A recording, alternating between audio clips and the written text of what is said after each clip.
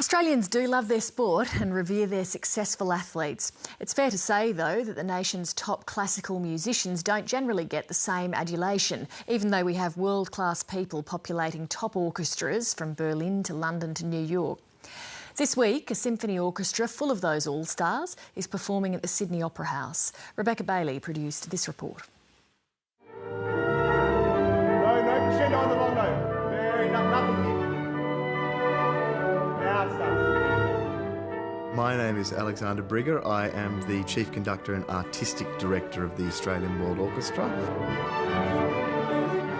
I've been based overseas for about 20 years. The more I started to conduct around Europe and the bigger name I got, I started to see and meet a lot of Australians everywhere I went, holding principal positions too.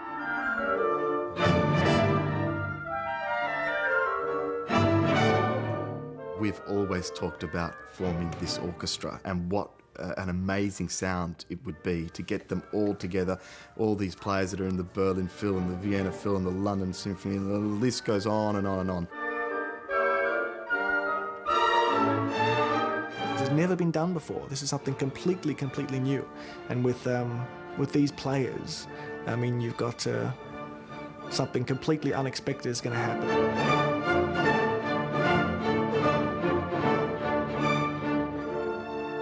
It's a bit like the Australian cricket team of classical music, or the Barbarians, or the State of Origin.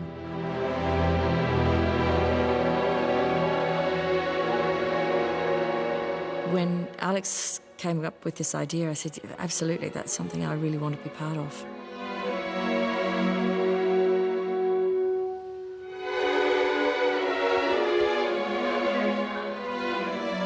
I'm Simone Young. I'm an Australian-born conductor, now running the Hamburg State Opera and the Hamburg Philharmonic Orchestra. I guest conduct with orchestras and opera houses throughout Europe and in America.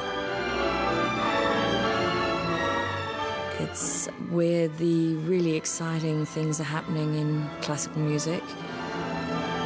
But it's more than that. I think it's about being part of a really old and at the same time very vibrant tradition. That's what drew me to Germany.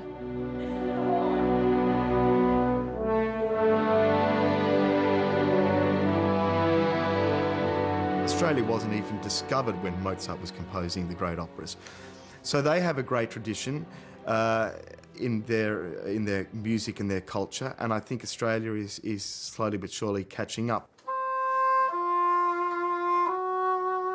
My name is Rixon Thomas. I'm currently the solo English horn player in the Royal Danish Orchestra, which is the oldest orchestra in the world. It was the court orchestra in 1428 and still surviving.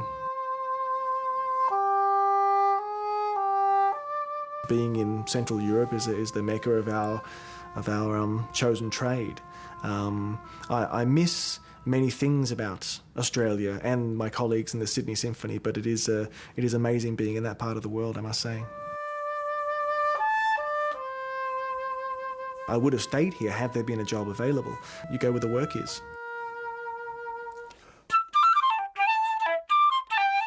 I'm Alison Mitchell. I'm a flautist with the Scottish Chamber Orchestra, but I'm originally from Melbourne and studied at the Victorian College of the Arts. I've been abroad for about 22 years, on and off.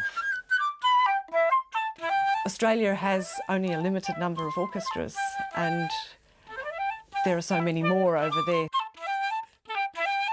Australians seem to be able to fit in everywhere. We're a very sort of flexible race, and I think because we're also very enthusiastic about things, I think that's really an attractive thing for an orchestra, to see the personalities coming through.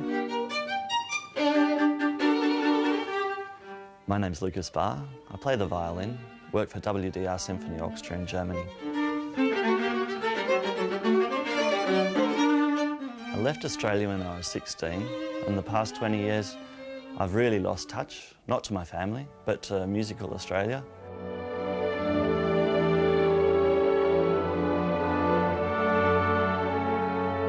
I think the Australian World Orchestra is a fantastic concept. I felt very honoured to be asked to be part of this.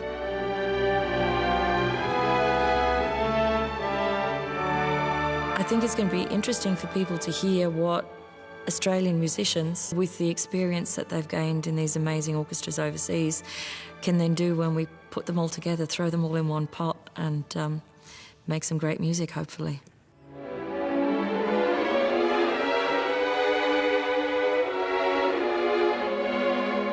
What we have produced is really second to none. It's incredible, and I don't think many people in this country realise it. I've got to be honest with you, I have no idea.